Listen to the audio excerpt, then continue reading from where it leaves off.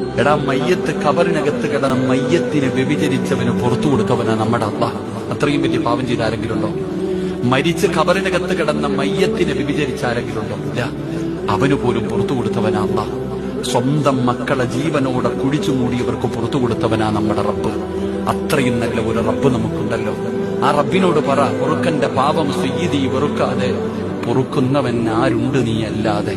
അള്ളാഹിനോട് പറയണം, ഇഹലോക ആർഭാടങ്ങൾ എന്നെ വലച്ചതാ, നഫ്സെന്നെ ഉന്തി തള്ളി വിട്ടു ചതിച്ചതാ.